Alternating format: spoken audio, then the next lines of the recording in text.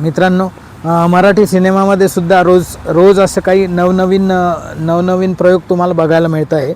आणि त्या प्रयोगांमध्ये आता एक नवीन भर पडते आहे. नवीन भर म्हणजे 14 तारखेला म्हणजे उद्या 14 ऑगस्ट 2026 रोजी एक एक चांगला असा मराठी चित्रपट येणार आहे. त्याचं नाव आहे समर्थ. हो, समर्थ हा चित्रपट असं काही सांगतो म्हणजे त्याचा विषय काय आहे ते तुम्हाला मी समजून सांगणार आहे.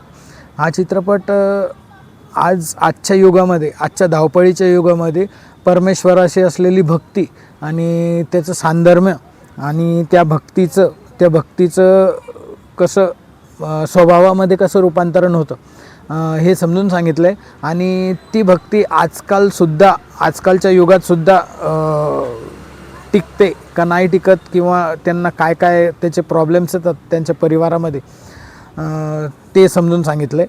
त्या भक्तिमय वातावरणात एक त्यांच्या घरातला मुलगा तो नास्तिक होतो रोजच्या भक्तीमुळे. तर नेमकं काय घडतं या कुटुंबामध्ये ते तुम्हाला मूवी बघितल्यावर कळेल. आणि एक गोष्ट आहे, या चित्रपटामध्ये समर्थ रामदास स्वामी यांचं जे काही वर्णन आहे, यांचं जे काही शिकवण आहे मनाच्या श्लोकाची जी शिकवण आहे ती या पिक्चरमध्ये हायलाईट केलेली आहे. तुम्ही म्हणजे हा विषय वेगळा आहेच आणि अशा प्रकारचे चित्रपट मराठीमध्ये बनायला हवेत. बरोबर आहे. मराठी पण आपल्या मातीचं साहित्याचं आणि उदारीकरण यामुळे होणार आहे. आणि या सगळ्या गोष्टींमुळे आपण मराठी चित्रपट थिएटरमध्ये जाऊन नक्की पाहायला हवा. हा असा चित्रपट आहे. यामध्ये कलाकार म्हणून पुष्कराज जे की दिल दोस्ती दुनियादारी या सिरियलमधून तुम्हाला ओळखीचे असतीलच. त्यांच्या कॅरेक्टरचं विशेष असं की त्यांनी आतापर्यंत विनोदी वरवरचे कॅरेक्टर केलेले होते भरपूर.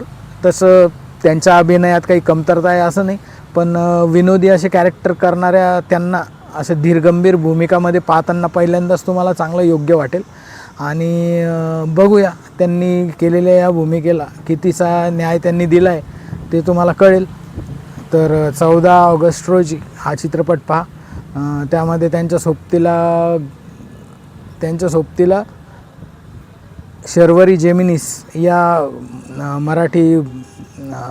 मराठी तारकासुद्धा आहे. त्यामध्ये ईशा केसकर, प्रसाद खांडेकर यांच्या सगळ्यांच्या भूमिका पण आहेत. तरी नक्की पहा. हा चित्रपट सहपरिवार पाहू शकता. खूप दिवस झाले मराठीमध्ये असं सहपरिवार सिनेमा पाहायसारखा झालेला नाही आहे. तर तुम्ही सहपरिवार हा चित्रपट पाहू शकता आणि एन्जॉय करा. मराठी चित्रपटाला असंच पुढं न्यायचा प्रयत्न करा. चला, धन्यवाद. मी प्रशांत काकडे, यूट्यूबर. पुष्कराज यांच्या कॅरेक्टरबद्दल, या सिनेमामधल्या कामाबद्दल सांगायचं झालं तर त्यांनी ही भूमिका खूपच चपखलपणे मांडलेली आहे. आणि त्या भूमिकेमध्ये निभवताना त्यांनी असं दाखवलं आहे की मुंबईमध्ये जगणारा तरुण त्या धाकाधकीच्या जीवनाला कंटाळून शांत ठिकाणी कोकणामध्ये स्थायिक होतात आणि तिथं जाऊन त्यांचं बाकीचं जीवन व्यतीत करायचं असतं त्यांना. आणि त्या ठिकाणी जाऊन त्यांनी मनाच्या श्लोकाचा बैठक आणि संस्कार वर्ग सुरू करतात. आणि ते सुरू असताना इतर मुलं तर ट्रेंड होतात, इतर मुलं तर त्यांना गोडी निर्माण होते आणि छान अवलंब करायला लागतात मनाच्या श्लोकाचा आणि समर्थ रामदास स्वामी यांच्या शिकवणीचा. पण त्यांचा स्वतःचा मुलगा त्या शिकवणीच्या विरोधात जातो आणि त्याला ते पटेन असं होतं आणि या विचारांमधून तो नास्तिक होतो. तर त्याला समजावण्याचं किंवा या दोघांच्या विचारांमधलं द्वंद्व जे काही आहे ते या मूवीमध्ये स्पष्टपणे आहे असं दिसतंय.